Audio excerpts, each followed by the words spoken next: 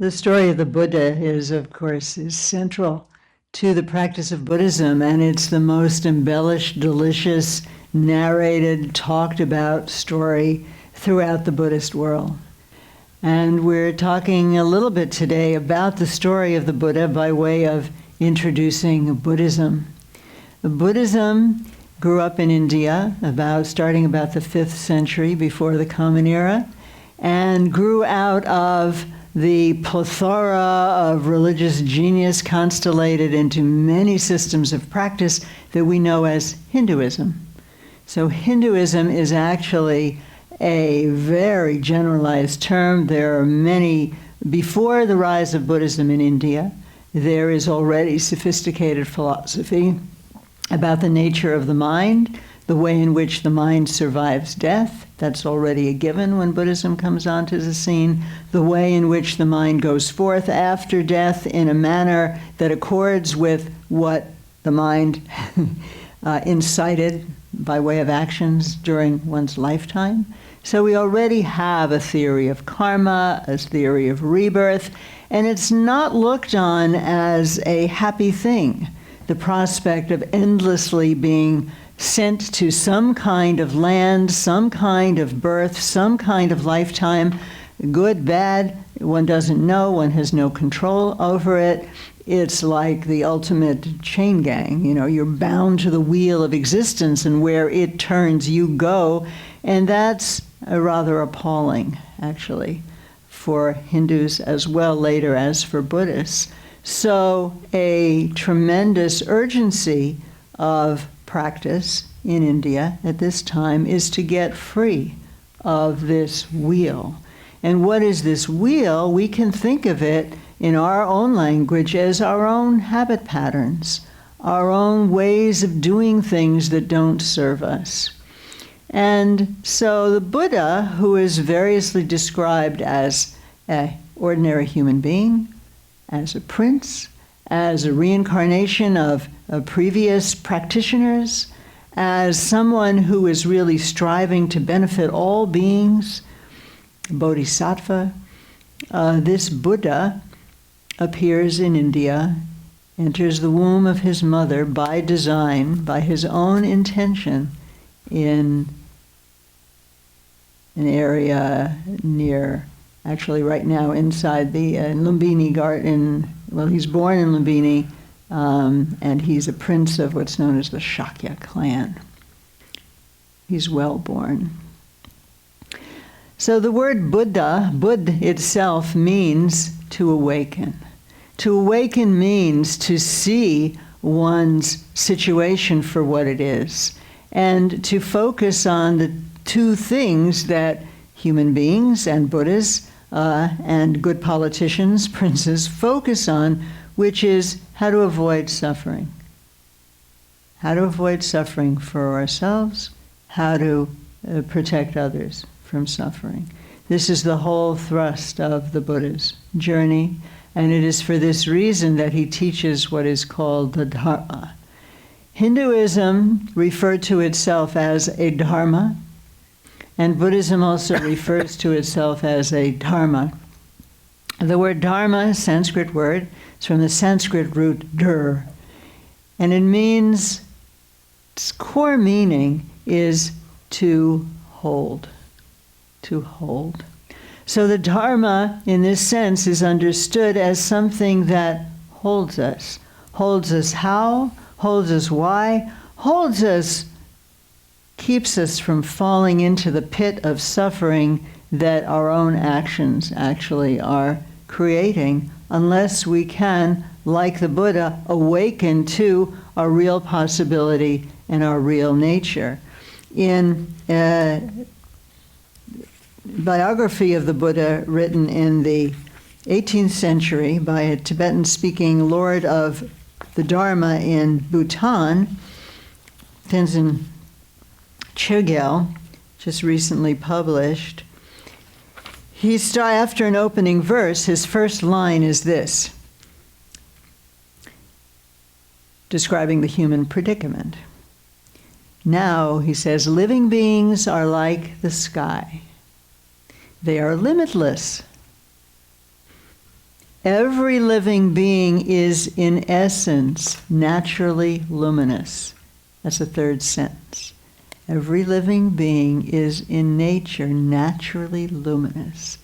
And in fact, when we look through the Buddha's teachings from the earliest time of Buddhism in India through its spread in the countries of South Asia, and especially in the countries of Northern Buddhism, of Nepal, Tibet, China, Japan, Korea, Mongolia, this teaching that every living being, that means you and me, that means our pets, that means the bugs, that means the birds, every living being has this luminous nature.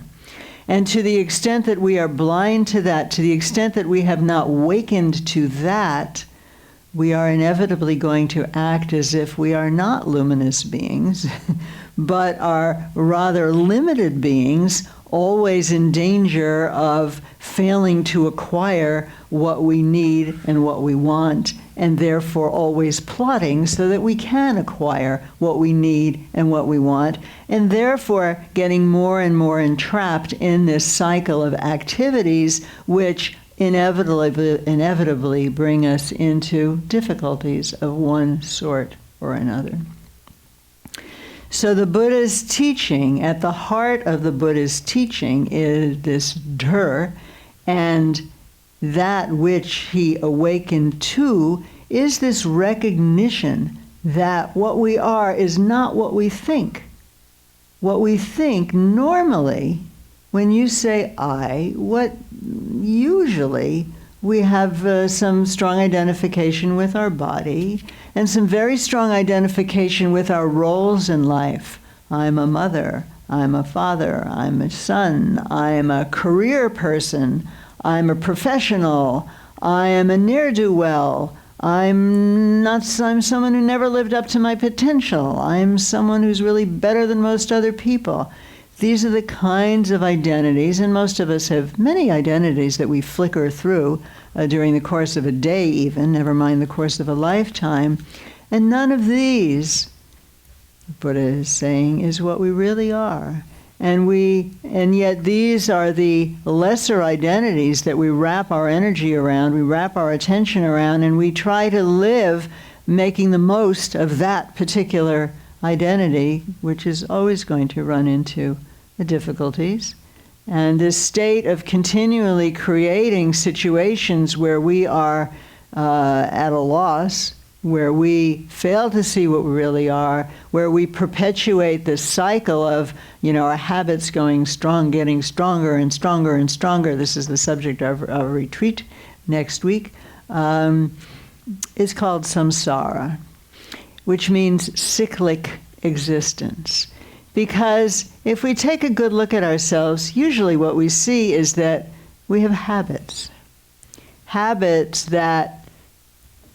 means it's something that we do habitually, mechanically, without really thinking about it. Do you plan always to be exactly 12 minutes late?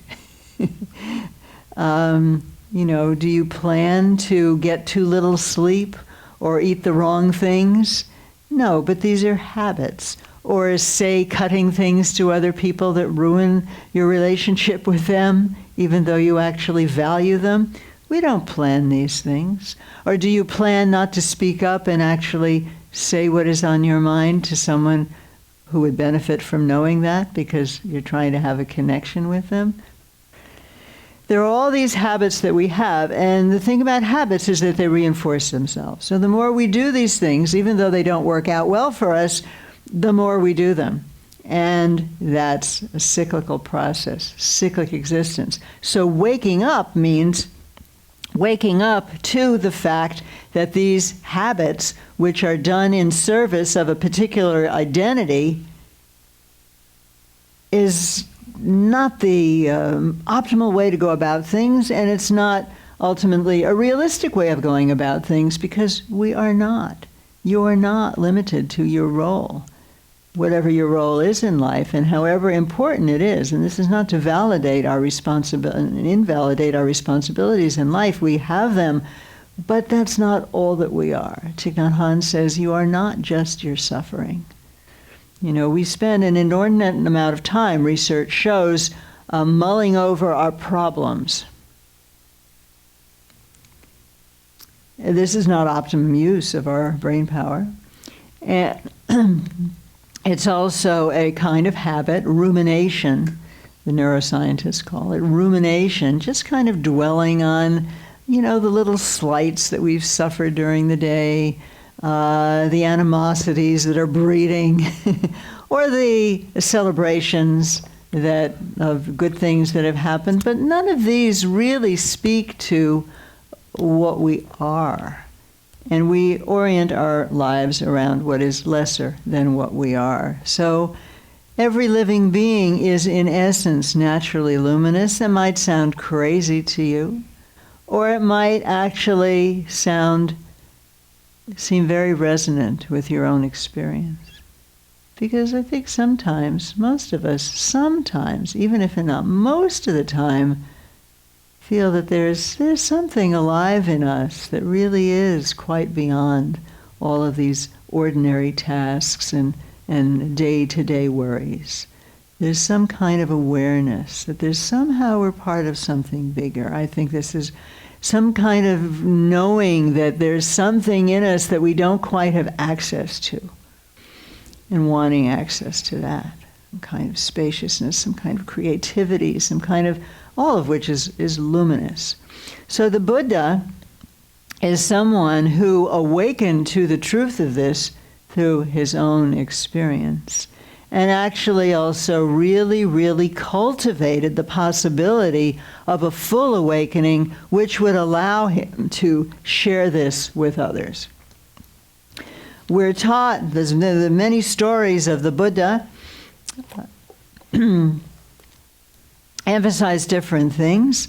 They all, however, emphasize that the reason the Buddha took rebirth, understanding that in his case, unlike in our case, it's a conscious decision, he took rebirth, leaving the highest heavens, because he wanted to be of help. And in this biography, particularly, the one I've mentioned, written in Bhutan, it is specific, but they all talk about this. There's kind of like a convention of ready-to-be awakened ones in the highest heaven. Now we're going into some of the mythology of the story that has kept Buddhists awake and happy throughout the night around campfires around the world for centuries. So the future Buddha, then future Buddha, Shakyamuni Buddha, Siddhartha, notice that most Buddhas only stayed in the world which they visited for about 7 years. Or they went to the world that they would visit selectively chosen. They would go to the happier worlds. And looking down from the heavens on the entire universe of billions and trillions of world systems, that's Buddhist cosmology, this world, our world, was seen to be a place that was really a place of a lot of suffering, and a place, the Saha Loka it's called in Sanskrit, where the good things are hidden. Your own luminosity is hidden from you. And who was then a bodhisattva, he'd already taken a vow to become a Buddha, he'd already taken a vow to help all beings as much as possible, thought, I will go to that world. Other Buddhas haven't visited there. So it was a kind of asceticism, you might say, that he chose this world, and in his teaching in this world, pointed out that Buddhas, awakened ones, are actually very rare in the world system, in the cosmos at large. There are not a lot of them, he said. It's a very special thing when a world becomes an environment where a Buddha is living. For Buddhists, this is our world. This is a fortunate eon. There have been infinite Buddhas, actually, and particularly this is considered an eon of 1,000 Buddhas, which is not so much a historically verifiable statement as it is a statement of great confidence that we can come into knowledge of our own real nature, our own luminosity. And we will be continuing on first Sundays this story of the Buddha. The power of his intention to be of benefit to others is something that we also take up as practitioners. A Buddha didn't set out to be a Buddhist. Buddha set out, when he was a bodhisattva, somebody with the intention to be of benefit to others. His intention was to awaken, to Bud, to awaken. And to the extent that we are meeting here under the aegis, you might say, of that perspective, we also are seeking to awaken.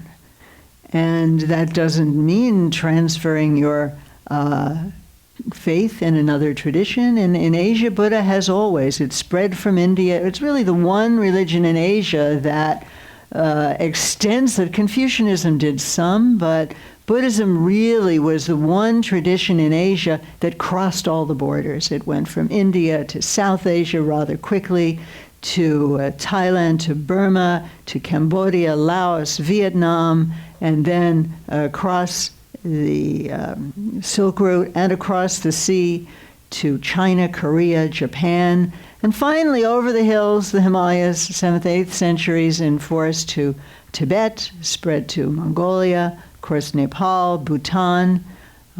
Huge region has been Buddhist, and everywhere it went it encountered other traditions. In India, there was Hinduism, many forms of Hinduism already. In China, there was Taoism and Confucianism. Japan, there was Shinto, and so on. And so in Asia, unlike in the West, has always been and remains quite common for people to participate in different traditions. Quite different than, modern idea that, if you're Lutheran, you're not Presbyterian, never mind. Sharing in a larger traditional view. But this is quite common in Asia. And in fact, as Buddhism is coming in the West, many people are learning from it and still going to church, still going to synagogue. One of the first retreats we did, and I'll close with this, I think, in India, actually in Bodh Gaya, the seat of the Buddha, where the Buddha became enlightened in northwest India, we took several 10-day courses with Goenka, very famous as a teacher of so-called Vipassana meditation.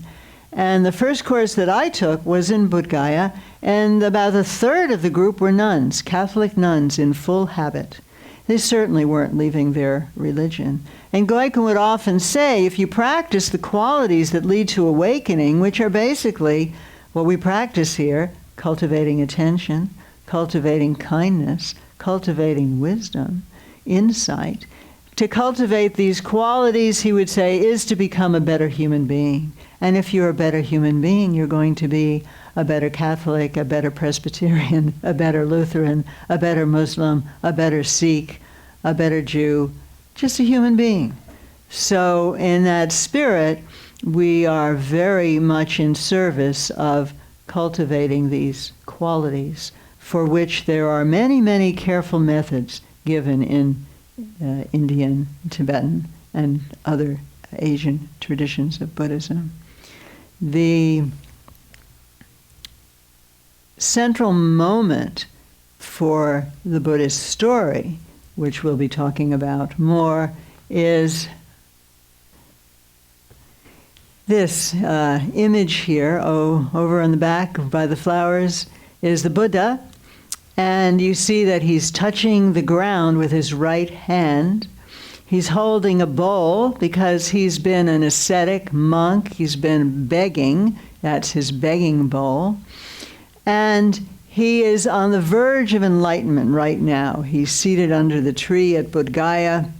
He's touching the ground for reasons I'll explain next time to evoke a chorus of support for his project of awakening right now, that very night. In fact, at dawn, dawn is an important time in Buddhism. At dawn, he arises as a fully awakened one. And what we are talking about and what we're also practicing in our next hour comes from the insights of that moment and centuries of human development and reflection and cultivation and experimentation with those very insights and the practices that arose from them. So that's our morning story. You may not be aware that we have started a new custom, and on first Sundays at 10:30, first Sundays, 10:30, we're having half an hour of an introduction to Buddhist life, and we're starting to do that with the story of the Buddha, which we will be continuing first Sunday of October. November. This is October. It's hard to keep up. Yeah. Yeah, so we'll take a minute or two to transfer to our regular 11 o'clock guided meditation, which we have every week and welcome you to. But I'm here, if informally, if you have a question or two, I would be interested in to know.